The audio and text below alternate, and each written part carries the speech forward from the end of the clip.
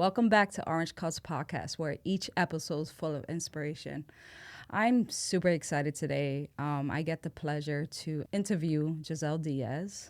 Hello. Welcome to the show. I'm happy to be here. Small context. We know each other for quite some time now through her recovery process. I won't go into much detail, but that's how we met. And before I knew what she did, I knew who she was and her recovery journey.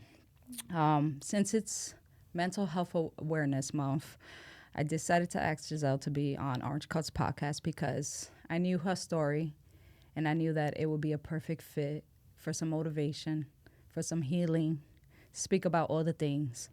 So I want to say thank you so much for getting on the show, and I'm excited for them to get to know and hear your story. Thank you for having me. I've been so excited about this for weeks now. Oh man, I'm excited that we're on this side of the story because your story's been really long. It's been a lot, but I like to start at the very beginning. So the very beginning is more so, I would like to know about your family and where did your childhood start? So, for context, my parents grew up born and raised Dominican Republic, and when my mom was a teenager, she moved to the United States, to New Jersey with her family.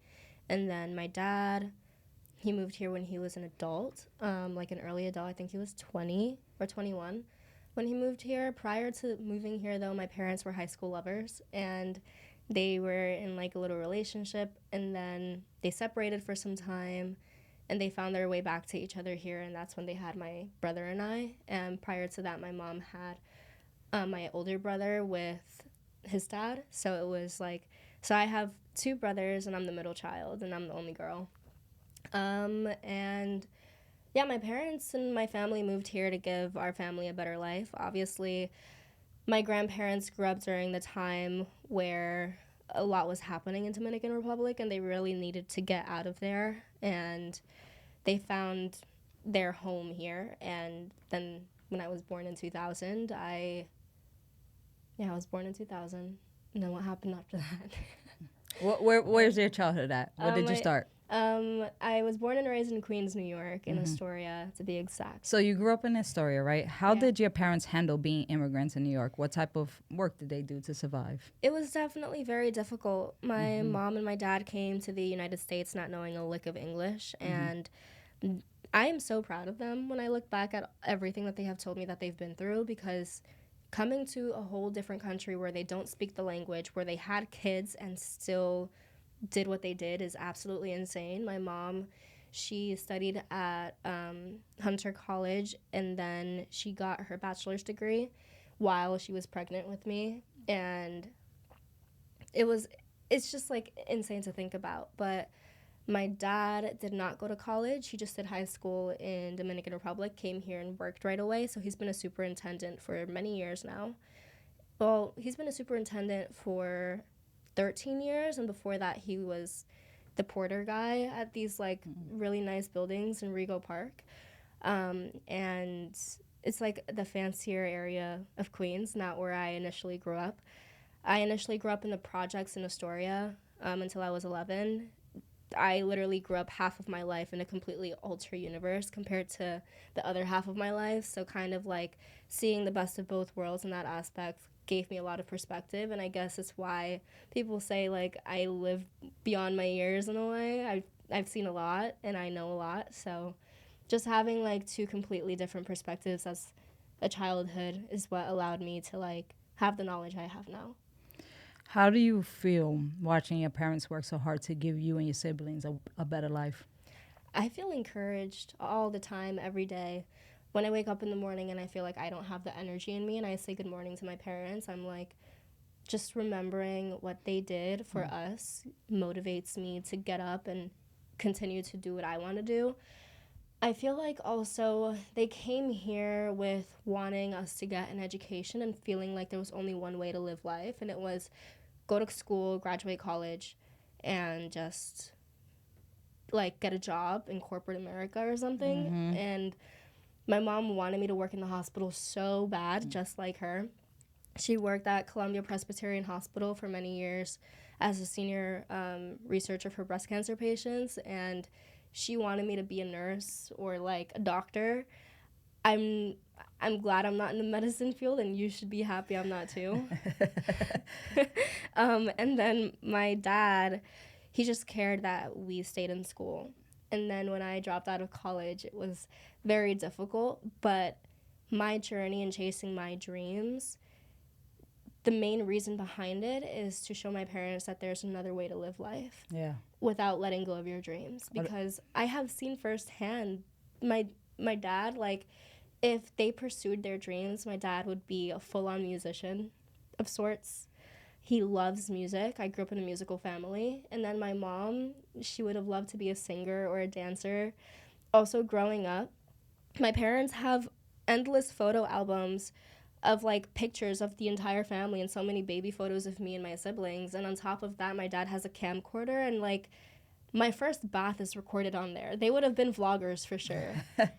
So it's like, had they pursued their dreams and had they had the opportunities we had now, they would have been known to be those, like, just people that fulfilled their dreams. And I've seen firsthand that they've kind of let reality kind of crush that down a little bit. Mm-hmm. And I don't want them to stop there yet. Yeah.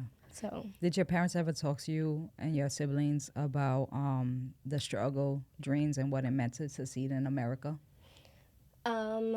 Yeah, my parents always gave me a realistic point of view.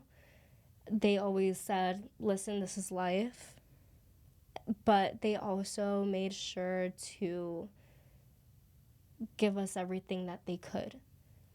They knew that I expressed interest in a lot of the things I expressed interest in, like sports and music. And they invested in me in that way by buying me instruments, by my dad, every single time I wanted to be on another sports team, he would take me to Dick's Sporting Goods and get me the best of the best quality stuff, even though that was the only money he had left. And I didn't realize it until later on in life, which is the last few years of my life, that they did everything that they could to be there for us and to give us everything with their last dime. And it was just for us to pursue our dreams. So at the end of the day, I feel like I am the dreamer I am because of them, despite them continuously being realistic with me at the same time. Yeah. Did it impact your view of success early on? Yeah, for sure. I always thought my idea of success would be to graduate college with a degree and work in corporate America. But I don't know where I got this attitude from, but I never accepted any of my family's BS. I would always call people out growing up, and I guess like I'm the black sheep of the family in that way, because everyone always had opinions about me, and I said fuck it and fuck you. Yeah. Can I say that here? Yeah, you're good. Go for it. From a very young age, from when I can remember, I was just like, don't talk. Like, I would always talk back, and I would always just like not accept it. And obviously growing up in a very cultural Dominican family, there's a lot of personalities. So, and a lot of strong ones at that. So I had to learn how to navigate those strong personalities while also being an empath and being soft and being kind. And it was hard. Talk about being an empath. I'm guessing that you felt that early on in life, like as a child. And you were like, why am I super emotional? Why am I taking this so hard? Trying to navigate through those feelings. When did you notice that it's the empath in you that's actually feeling those things, that you were an empath? Probably when I was a teenager and all the hormones started raging in me. and I did like, so I know prior to recording I mentioned I got tattoos at 16. Yeah. I got tattoos at 16 because I was going through so much emotionally. I was also very suicidal at that point. It's not something a lot of people know about, actually. And I just would rather feel physical pain than emotional pain. So tattoos was my healthy way of coping. And I found a guy that did it for underage girls, which I should not be saying. I don't think he's open anymore. He shouldn't be. He's not, don't worry. Yeah, he's not open anymore. Yeah. He is shut down. He's not open anymore. But at the time I was like, I was in 8th grade. I remember I was in 9th grade actually. I had lost the first teacher to actually believe in my dreams as an athlete. I found my way to basketball when I was in 7th grade, and his name was Mr. Abrams. He was my gym teacher, and he's the one that pushed me really hard into joining the co-ed basketball team. I was like one of the first girls to join the basketball team for my middle school, and I didn't think it was possible because it was all boys, but you never know what the answer is going to be unless you ask. You have to ask in order to like understand or know if it's something you can do. So I remember asking the coach, "Hey, can I try out?" And he let me, and I ended up being a part of the team. And then in 9th grade in winter, my physical education teacher died, and that was the first time that I felt real loss. Before, I've had family members die growing up, but it's the first time I felt real loss from someone that believed in me. Yeah. And that was such a hard moment for me to grasp. And I just remember that entire winter leading into spring and summer, I was not okay at all. That was like the most suicidal I've ever been. And I was just like cutting myself and like doing all these things. And then one day my science teacher, Mrs. Ma, she realized my energy wasn't the same. So she pulled me aside after class and was like, "Come here." And then she was like, "Pull up your sleeve." And then I literally like bawled out. And that was the second person to see me and to like show that she was there for me. And then my guidance counselor at the time ended up finding out, and like all the adults ended up finding out. And I was like, I just begged them to not tell my parents. I'm pretty sure they probably know now. I'm not sure. But it was a very difficult time that no one knew about and I didn't talk about. But that was the first time I dealt with those really big, overheightened emotions. And it wasn't until my ACL injury that I started having to learn how to regulate my emotions. And that wasn't until I was like 21 years old. I wasn't taught how to regulate my emotions. Growing up in a Dominican household or a Latin household is not easy because our own parents are not emotionally regulated. So how are they going to teach us that? When they've never been taught. They've never been taught. So Right. I'm first generation dealing with all these things and having to navigate all these feelings and also chase my dreams and show my parents like there's another way to live life, all while dealing with like the emotional turmoil of figuring out what emotions are, how to deal with them, and how to keep going. Got it. I call it like the old way of being stereotyped because my grandparents are like that too. They're very much, you grow up, you go to school, you go to college, you get a job in corporate America, and that's how you succeed to feed your family once you grow your family. So that stereotype is really hard to beat when it's been like impacted into their heads because that's what their parents taught them. They don't know any difference. Like this whole new generation world of where we're at with social media, they would be turning in their graves if they passed because they'd be like, "Oh hell no, that's not how you live life." But going back to like middle school and like you going through certain emotions to the point where your teachers found out, did they give you the support you needed to get through those? That's like extremely low, dark times, and this is why I have these conversations because a lot of people go through these things and don't speak on them and they hide it from the world when there's people out there who can relate to them or have the same similar stories. And it's okay to feel that down, but it's also what are you going to do to help yourself? And at 16 is hard because the hormones are raging at that point. Like you're going through a transition through life, you're trying to figure yourself out, and then you're down because you lost the one person who supported you the most. That I felt like supported me the that most. felt at the time that felt supported you the most. So do you feel like you had the proper support at that time? Do you feel like it was just like, okay, let's just watch her? I feel like just my science teacher at the time extending that hand made me feel seen. Yeah. In a time where I didn't want to be open about what I was going through. It also didn't help that I have a lot of respect for my mom in many ways, but I also grew up with her telling me to stop crying and to like suck in my emotions. You would hear this often with men, right? Where men are told to suppress their emotions and to not be this way and to man up and like to not feel this and to not feel that. That's kind of how I grew up. And growing up, like the male and female anatomy is just so different. And to tell a female the same things you tell a man growing up is just not the same impact because we are, once again, a lot more hormonal, a lot more, like our hormones are just so much more different, and we feel things a lot deeper and a lot more intense. So to have been raised in that way where I couldn't be allowed to feel my own emotions, or my emotions and feelings were never validated, it was extremely difficult. So it was definitely one of the first times that I felt like someone saw me or heard me, and it was from my science teacher. And to this very day, I still think of her. I remember when I graduated, she gave me a rock and it says faith on it, and I still have it. So like I just kept that all these years, and like I just always, I love like just like random little knickknacks like that now whenever people gift it to me, because I feel like it's a sign. So I had faith. I pulled through. I pulled the strength that I needed to find through that.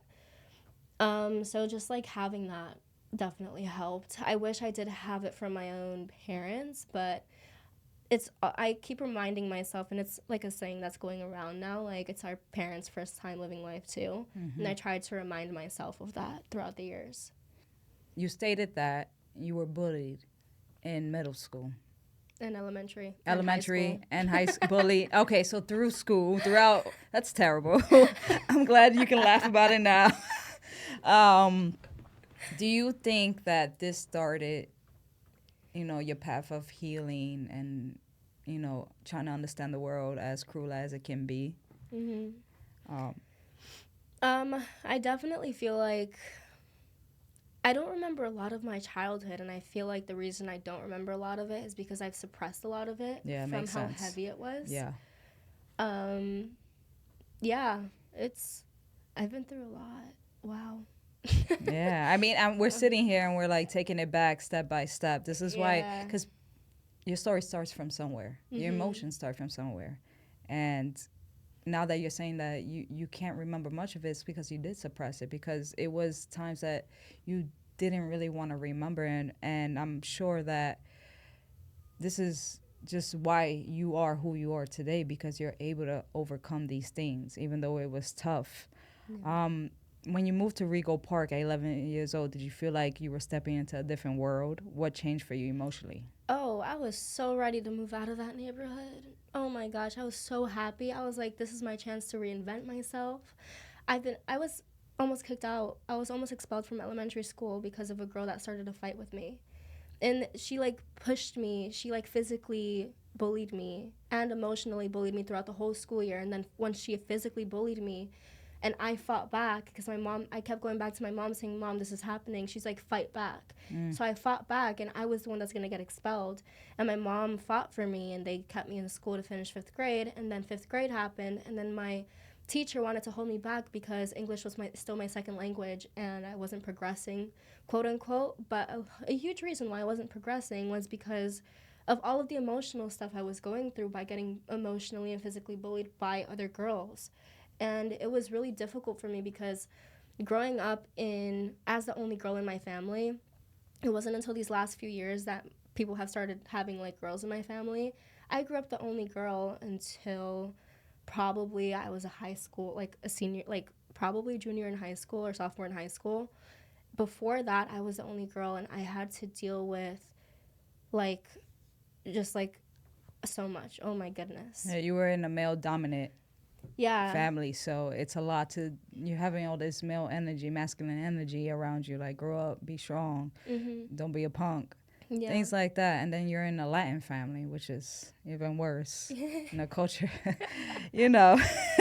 it's not So worse, but it's bad. just It makes it worse for sure. Like, it makes it harder. Let's say. yeah. Growing up, all I wanted was female friendships and sisterhood from women and females, and that's something I always knew I wanted Yeah. from a very young age. But I was so traumatized after elementary school by female friendships after that. I was like, all right, I'm gonna hold off. So going into middle school, I was a little more distant, and I was fully in my masculine. Like I was I was in my emo phase. I was in my every type of phase you could think of a teenage girl going through, I went through.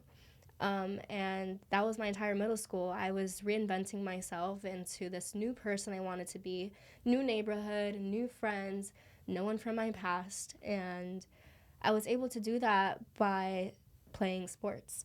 And joining music academies and music programs, and that's kind of what I did. When you started playing varsity sports, what kept you motivated during the years? Was that high school? Yeah, that was high school. How did you balance school and sports? I think I feel like it was just the way that I learned how to regulate with my emotions, if that makes sense. Like, Yeah. I learned how to express myself emotionally in my sports. And because of all of the unanswered questions I had for myself on how, like, I should be feeling, I had a lot of aggression and anger in me. And I was able to be the aggressive person I was on the field or on the court. So I let that out there. And I guess that's why a lot of sports, obviously, like, a lot of things I had to work really hard for, and I had to put 1,000 hours in the gym or wherever I was.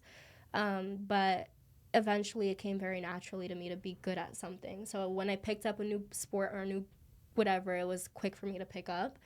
And I think that just tied it into the dedication I had to try to figure out what I was feeling. But sports helped me a lot with figuring out more of who I was. And your healing. And my healing. Because you were getting it in, whether it was on the court, in the gym, you started to, let it out in a positive way. Yeah, and not a negative way. Yeah. There's a lot of different ways in the hood that people grow up. They let it out through violence towards others or violence towards themselves. Right. So you have to pick your battle. Yeah. You discovered acting while in college, right? High school. Started attending your classes, sports during the week and acting classes on the weekend. How do you keep it together when you were doing all three? Just like, at the time I was also fighting something, like a battle between what I should and shouldn't be doing. My senior year of high school was a huge transition year for me. I was deciding between enlisting into the Marines versus chasing my dreams. And I eventually chose my dreams. I was literally pen in hand ready to sign the papers with my dad next to me. Majority of my senior year of high school, I trained with them in their programs and stuff from time to time, and I familiarized myself with like a lot of what was happening there. At the time, I was dating a Marine as well, and he was in my like ear telling me like how it actually is on the inside. And I feel like a huge part of that relationship, I think there's a reason for every relationship we're in, right? I feel like the reason for that relationship was to gear me into the directions of chasing my dreams, although it didn't work out. It was in the direction of not only chasing my dreams, but eventually finding who I believe is the love of my life now. So I'm like really happy everything turned out the way that it did. But after that like transition, it was very difficult. But my senior year of high school, I was like, I can't make a decision without trying both. So that's when I started getting myself into the acting world and the industry, and Saturdays and Sundays I dedicated to that. And then on the weekdays, I would be in school, doing sports and training with the Marines. And then I was seeing where I leaned towards before making my decision.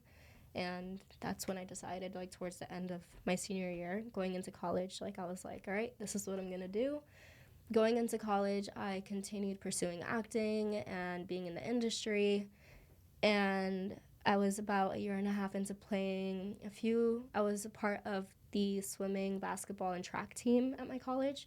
And during that time, I was like doing games, doing the schedule of like being a student athlete, and also having to make it on set for like certain gigs, and like doing all these things and doing a lot of extra work just so that I can familiarize myself with being on set and production work, so that I can make sure that this is actually the career I want to pursue. And then eventually a Nike commercial came across my lap, and they were like, we're shooting tomorrow in Delaware. Are you going to be there or no? This is how much we're paying. And then in a matter of one night, I had a decision to make, to stay in college and to continue playing at a D3 level to potentially become a D1 athlete. And that was very, like, without networking properly, you're just not going to find yourself there, unfortunately.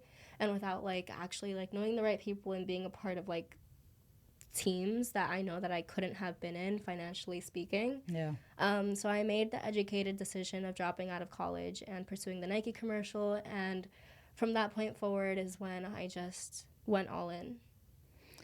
I was going to ask you, what was the moment you realized acting was just more than a hobby? But I think that answers the question Yeah. where you realize if I play the sport and continue at the D3 going to D1 player, you know, you're going to need to go on teams that cost money to get on, right? Yeah. Versus the acting where it's, I don't know, I guess it just called your name. Like the path just opened up, brightened up, the light was shining, like this is it. The Nike commercial booked me, here we go. I'm full in, you know? Also, I realized at that point, like when I looked back at my life, I was like, I wanted to be so many different things growing up. I remember wanting to be a race car driver, an astronaut, a scientist, a doctor, a surgeon. I love that. And I was like, the reason I wanted to be all these things is because of what I was watching on television. So maybe those aren't the career paths I want to be. Maybe I just want to be the person portraying these things to give people hope, you know? Like, I feel like that's the main thing for it, of why I want to be an actor. Actors and watching, like, all this entertainment stuff, like, as a child, I looked at as something that gave me hope, as something that I can, like, accomplish one day. If they can do it, I can too.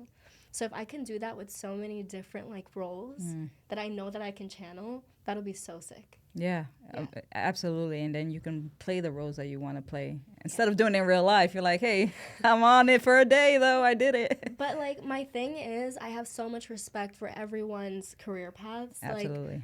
Like, I know every time I walk into, like, any setting, when I did waitressing, I asked so many questions for the chef, to the people that were helping the chef, to the other waiters. I've just always been intrigued with learning and knowing. So I feel like that also was another add-on onto why I should be an actor. And then I also always loved reading. I've always loved writing. I've always loved English class. So it was like my favorite subject ever. Yeah. And I've always loved the idea of just like channeling different parts of me. I think slowly but surely you were building your bricks and layering it towards your career path and your goal into acting. And I think sports helped a lot too, because it really helped you divide and conquer what you wanted to do and how you were going to choose your journey and create your story. Do you believe in manifestation? If so, how do you use it to conquer your goals? Hell yeah. It's so funny. A few years ago, I think it was 2 years ago 2.5 years ago when I tore my ACL, I also started my own media agency. Or no, that was 3 years ago before I tore my ACL. So 3.5 years ago, before I tore my ACL, I started my own media agency, and it's called Manifest Media Management. Okay. I love that. I love the name. I love the title. It's amazing. No, it's not an official business. No, it should be. I didn't make it an official business. I just feel like it was something in the moment. I like made it for social media purposes, and I wanted it like that was my in with social media in terms of like wanting to do something with social media. My first thought was not I want to be a content creator. It was I want to understand what social media is and how to amplify it and how to use it to build brands. But I never thought about how I could use it for myself. I just built it organically for myself. And then by the time I turned my ACL, I was able to implement all the things I knew. And I implemented it into me being my own business, and that was really helpful. Prior to that, though, the Manifest Media Management thing, it came from a deep-rooted idea of everything is manifested in my life. And manifestation, I felt like, has always been something I believed in, because I just remember from a very early age just like thinking of something I wanted to do, doing the actions towards getting it, and then getting it. And then it happened again and again and again. And I have so many testimonies in the last few years that go back to why manifestation works. And I am a true believer that whatever you say out loud, whatever you speak into existence, and whatever, as long as you are surrounding yourself with the right tools and putting yourself in the right rooms, that's all that like really matters. Do you journal? I love journaling. What do you do to practice and balance your mental health when you're like having a day off or things like that? Like, how do you recuperate, balance yourself? Because knowing your schedule is, it's hectic. Yeah. And I know you have maybe a few days to reset. What are you doing? Barely. What are you barely? This poor girl. Drink your water. Drink your water. What? Drink it. We can't have a medical episode. I told you from the beginning, I won't be good in medicine. Oh, girl. Oh, man. What type of projects do you see yourself on? Projects. Like film? Like, I know you want to do a little bit of everything, but is there like a specific route you're leaning towards? So it's so funny. Growing up, I've loved singing, dancing, acting, like theatricals. I've always loved it. And I was a child dancer as well. And I remember one of the things that leaned towards me wanting to continue dance was when I performed for a halftime show at Madison Square Garden. I think I was like, I was like 12 or 13. And I was with my middle school dance team at the time. And I was like, this is great. I want to keep doing it. But then I found my love for basketball. And then like all my dance stopped. And then I like started pursuing other sports and everything. What was the question again? No, you're good. I was going to say, what type of projects do you see yourself leaning towards? Okay. Do you want to go to theater? Do you want to be in like a movie set, movie film? I feel like I'm open to literally anything that, because I'm passionate about like all aspects of the arts. Like I'm a musician. I play a few instruments. I love acting. I love learning new things all the time. I feel like, and I'm in vocal classes right now too with a Juilliard teacher. So oh wow, that's big. How do you feel about that? really nice. I had my first lesson with her earlier, at the end of last week, and then prior to that, I tried another coach, and he trains a lot of Broadway singers like a month ago, but those lessons are very expensive, so I'm trying to limit it to like once a month. If I had all the money in the world, I'll be doing it twice a week. But, so now that I'm at the point of my recovery where I can do a little more, I want to start getting back into training and lessons. So that's kind of what I've been doing in the last 3 months. And I'm back in acting classes as well as just back in vocal lessons and everything. So I feel like I would love to see myself eventually like in theater and television and film. I'd love to do it all. What has been your favorite project so far? That I've worked on? Yeah. From the point of view of like working with like the best production, the best people, the best setting, I would say the Nike commercial topped it. It was like the first time like a full circle moment happened for me. And I still think think about it to this day, how life altering that opportunity was. And the people that I met on set, oh my goodness, I still think about them. And yeah, I think like that's the best opportunity I've worked on. It's a big pivotal moment in your life. It was the biggest pivot in my life for sure. This was when I was still freelancing. And so basically the commercial was so the WNBA player was for a shoe that she had just come out with. Her sister is disabled, and the entire commercial was around how the shoe is universal for people who are disabled and people who are abled. And I feel like the message behind the commercial, on top of the people I met on set, on top of what happened that day, oh my goodness. Do you have time? Yeah, we have time. So I didn't even audition. I just submitted myself. And usually for things like this, you have to like properly audition and go through multiple rounds of auditions. For this one, I had a game, so I had to choose between going to the game versus going to this thing. And I was like, I'm sorry, coach, I have to miss this.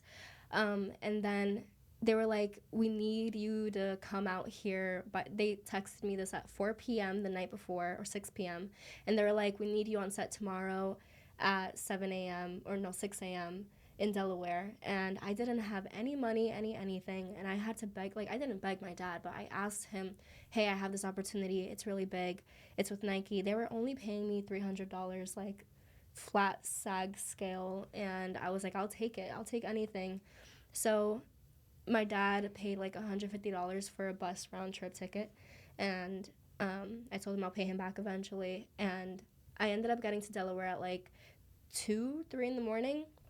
The station was not open, and I was in the most dangerous part of Delaware, and I didn't find this out until later on. Oh, wow. I was on the phone with my boyfriend, Ramses, and he didn't tell me. He told me, like, later on, like, babe, I didn't want to tell you in the moment, but you were, like, in the most dangerous city for, like, walking around for, like, a whole hour. And when I got to the station and it was closed, I walked 10 minutes. I was Nike'd out from head to toe as well because they wanted me to bring my own Nike gear. And I got to this McDonald's. I was 10 minutes away from the station, and there was a car circling me, like, multiple times, like 3 times, and looking at me. And there was a bunch of guys in the car. Oh, no. And I kept asking it was a 24-hour McDonald's, and I asked the person, like, working it, can I please wait inside? And he was like, no. And I was like, okay, whatever. I ended up calling, like, 7 different hotels around the area. None of them let me, like, I didn't have any money to stay. Yeah. So I was like, can I please stay in your hotel, like, in the lobby until I have to leave at 5 in the morning? And all of them said no until the last one I called said yes. I go, and there's this super kind security guard named Larry, and he's like, stay here all you want. You can sleep on the couch over here. I end up taking like a 2-hour nap, and I wake up, and Larry has a bag of snacks for the road, and he's like, I wish you all the best. Oh my and God. I will never forget Larry. I have a photo with him still. I'm always praying for him. And because of him, I felt safe. And I felt like, and I was so tired. I was on 2 hours of sleep this entire night, and I had to pull up to set 6 a.m. with the best vibrant energy. Mm-hmm. And I had, like, played a game, I think, the night prior as well.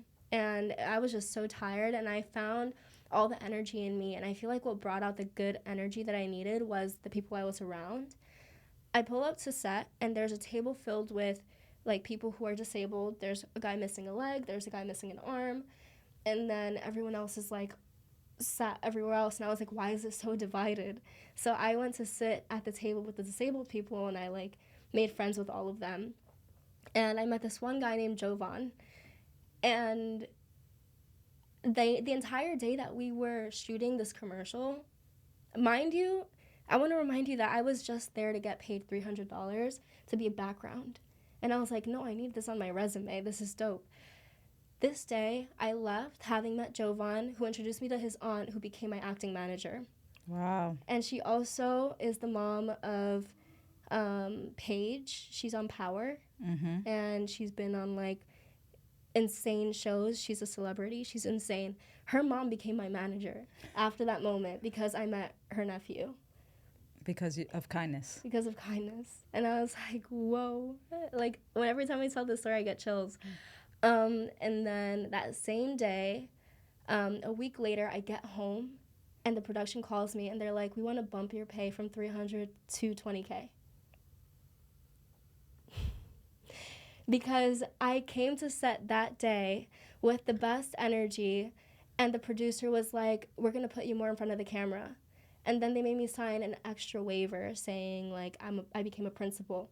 I went from being an extra, signing a contract for being a $300 paid extra, to later on leaving with a manager, new friends, and a $20,000 contract. Look at the world. Look at the universe. Yeah. I was meant for you. And then, like, this happens to me, like, every other year or so. Like, something happens in my life that's, like, you can't explain it. It just happens. And it folds up to be a bigger picture. A bigger blessing. Mm-hmm. That's, a lot of people don't get it. It pays off to be a good person. It pays off to have a good heart. It pays off to be kind. You know, it pays off to want to do something for somebody and not expect the return. You don't know what's on the other side waiting for you, so don't block your blessings. I was going through so much. I was broke. I was broke as shit. I was in danger. I don't know what would have happened if I would have stayed out in the streets of Delaware at 3 in the morning with this car circling me. Yeah. Like, my boyfriend, he was on the phone with me the entire time, worried about me. He ordered me 3 lifts before the lift actually made it to me. Like, no driver wanted to be around that neighborhood or area. That's crazy. And then it took one lift 30 minutes to get to me because they kept canceling and canceling. The closer they got to the neighborhood, I just saw they kept canceling. And I was like, where am I? You know? And then luckily this one driver like just took me to this hotel, and this random kind security guard Larry let me sleep on the sofa. And then it's insane. It's insane. I'm glad you shared that story. That's insane. Like, I'm actually speechless because, like, the way it just unfolded is beautiful. Yeah. And you was in the right direction. Even though you were in the worst neighborhood, you were protected, okay? Because they knew that you were there to do good. I truly, truly felt like I've always felt like I had an angel watching over my shoulder or something. And it's crazy because that saying was said to me so many times throughout the years, like, of people who have seen my story firsthand. They're like, girl, you got an angel watching over you. Absolutely, you do. And I'm You have like, protection well, with you, and keep praying or whatever it is that you do and manifesting, because they are watching over you, they are protecting you, they're aligning you on your path, on your journey. Wow. My next question for you would be, when people watch your work, what do you hope they feel or take away from it? In general, whether it's regular content online or you doing a story time, and we're gonna get into the ACL, but yeah. what do you feel that people, what do you want people to take away from when you post? Just hope, I guess. Yeah, like, you can do anything you put your mind to. Um, and just to get hope, because I know for a fact whenever I follow along someone's journey or someone's story, the reason I follow someone back or I become friends with someone is because that person, one way or another, gives me hope in life as a person. They motivate me. So I hope that that's what they take from me too. So I know you had a setback when you tore your ACL. This is how we met, by the way. How did it feel in that moment when finding out life had handed you a hard stop? It was tough. It was very hard. And it was also during the time where I got backstabbed by my best friend at the time. And I felt like this gut-wrenching thing was happening to me from all different directions. Like in my personal life, my professional life. Like everything just like stopped. I had 2 panic attacks that night. This was 2 weeks after I tore my ACL. It took me about 2.5 weeks to find out I even tore my ACL. Wow. I didn't get any answers until that. I also didn't know how the healthcare industry worked at the time. So I was just going to doctors that didn't take my insurance, and I didn't understand it until one of the people that worked in one of the facilities told me how I should be doing it. So I called my insurance, and I got a list of providers that took me, and then that's how I found HSS. Before going through with Schubenstein and HSS, I went to 2 other doctors who wanted to speed my surgery, and I was like, it didn't feel right for me. Yeah. And Schubenstein was the only one that really like took a step back, made me feel comfortable, but also told me like this is what we're seeing, this is what has to happen for the outcome. She asked me the important question of, where were you before, where are you now, and where do you want to be? Yeah. And those are questions that every person who's cutting into anyone's body should be asking. Yes, absolutely. But the fact that she's the only surgeon that said that out of 3 that I went to see just comes to show, like, not everyone's a good doctor. Yeah. And you have to really, like, be very strict with that. So I'm happy I found her, and I'm happy I went to HSS, because then I wouldn't have met you otherwise.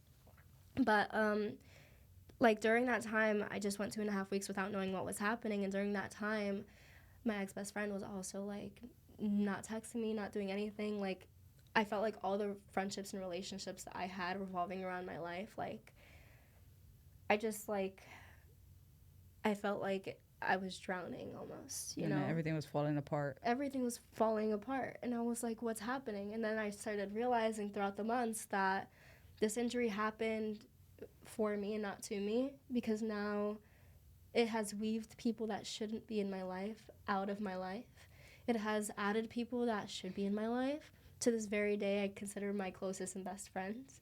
And I'm so grateful to have met them and for our bond to have grown during this time. And as heart-wrenching as it was, like, it also made my boyfriend and I's relationship a lot closer.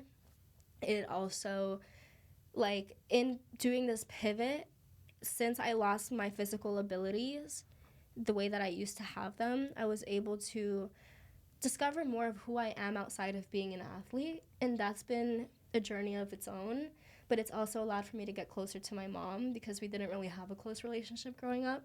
So it's allowed me to strengthen my relationship with my mom. And it's just brought a lot of blessings into my life. So it's more so like it planted new seeds in your life. Mm-hmm. It rekindled relationships in your life that probably needed a little more work. And your love life, it blossomed from it because, at that point, I'm sure he was the best man he could be, the best boyfriend he could be. While you're sitting there, your leg up, recovering, you need help. Yeah. And I know he was attending to you, and that's amazing that you found that support because it seems like it needed to happen in order to close doors that weren't meant to keep open. I agree, yeah. And I also am a strong believer of whoever you are around will impact everything about your life. Yeah. And whoever you keep around will impact it. Because, like, once all of these friendships and relationships that weren't meant to be in my life started disappearing and getting weaved out, everything that mattered just got so much stronger. And I feel like that alone just comes to show the people that are actually meant to be there. Right, and I'm pretty sure they're still in your life today. Yeah, it's crazy. It's so crazy to think about. You've been through so many setbacks most people never face, actually. Where do you find the strength to keep going? That foundation I just talked about. There you go. That foundation. Mm-hmm. They give you the strength you need to keep pushing. You need it. A lot of people don't understand they need a foundation, whether it's one person or somebody virtual. You need a village. You need something. A village is necessary. Also, we're social creatures. We're not supposed to be living life isolated or in solitude or not talking to people no matter how introverted you are. Like, we're meant to share our life with others. And that's another thing, or another reason why I love social media. I love sharing my life. I love sharing, obviously, like, to a certain extent that feels comfortable for me and everyone in my life, but I love sharing it because it gives people hope, and it's like this 360 or like 180 kind of like situation where like we're feeding into each other, you know? And you use social media in a positive way, which I love because a lot of people like to feed negative things into social media and direct people to the wrong path. So I'm glad that your side of social media is positive. It's sunny. Yeah, it has some truth to it and it has some sad times, but you always remain your spirits high and positive. And that's what I love about your platform. Like, a lot of people do not do that, or they take advantage of their social media to direct people to think the way that they want them to think, like just kind of navigate them like puppets. Because social media is easy. You can puppet someone really fast. And the fact that you do just so many different things, like I was going through your page and I was like, this girl, she's everywhere in a good way. Like, wow, it's amazing to see it because like I've seen you from crutches to walking without crutches. And multiple times. And like, oh, I'm going back in for surgery. And I'm like I thought we were getting over this hump. And I've seen your trials and tribulations for that. I mean, not all of it, but a small piece of it. And I got to say, I'm proud of you because it's been a long, almost three past plus years of seeing you heal in so many different forms. And I didn't know your background. I didn't know your life story until today.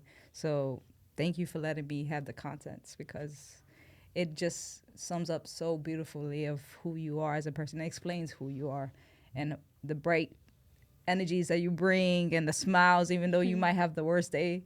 Like, I remember one of the days you got into a car accident and you still had to come into PT. Oh, you remember Do you remember that? I got in a whole and you walked in, I was like, wait, you're here? And I was like, I got in a car accident. With your crutches. Like, that's motivation, and that's what I want to show people on this platform. Now that you're on the other side of those surgeries, what's something you're dreaming about getting back to? I've been dreaming about running in the rain. Okay. I'm like, you don't understand. Like, I like fantasize about running in the rain. It's been 2.5 years since I've ran. Okay, so you just want to run. I just want to run. Like, I want to run. We're getting there. Not yet. Please don't. Not yet. I know. I have so much adrenaline. I have, like, these random spikes of adrenaline throughout the day where I just want to, like, I'll be walking in the street and I'll be like, I want to run this entire street. And physically, I can't do it. And it sucks. You're going to get there, though. You're gonna get there. I know. The last question. Oh, actually, just two more questions. After everything, from housing projects to film sets, injuries to breakdowns and breakthroughs, what does making it look like for you now? What does making it look like for me now?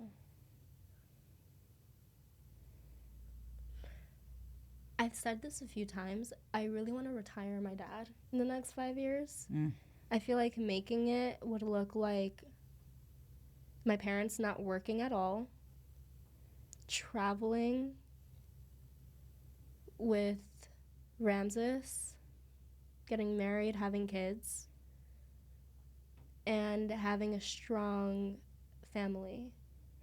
If it wasn't for your life experiences, would you still be on the same path? Probably not. Hey, our life experiences, no matter how much they may suck sometimes, it's very necessary. Yeah. And that's something that's very evident. Like I don't want to go back in time to change anything at all. You would just relive it the way it's meant to be and the way it laid out for you. The smallest change can change so much. Right. The smallest thing. And also the reason, like, the fact that we're all here right now is lucky enough. We're like one out of how many sperm cells or eggs? We were chosen to be here. We exactly. were chosen, literally chosen. So my last question for you, and I ask this to every guest. If you can go back, you're still young, so, but if you can go back to any point of your childhood and speak to yourself, what would you tell yourself? I would go back to myself in middle school when I started going through all of my hormonal whatever it is I was going through. And I would tell myself that people's response or the way that people behave towards me is a projection of their own thing. And it's not because of me. It's not because of who I am. It's not because of what I've done. It's just a projection of what they're going through, and to not take it too seriously. Because I feel like a lot of people projected a lot onto me, from family to close people, like to close friends, to people that didn't even know me. And I took it very, very personal. And it, to this very day, from time to time, sometimes I'm like, what the heck is that? Like, what just happened? But over the years, I've taken it less and less personal. But had I known that at the time, I probably would have been a lot better mentally about how I received a lot of the way people treated me. Absolutely. I love that.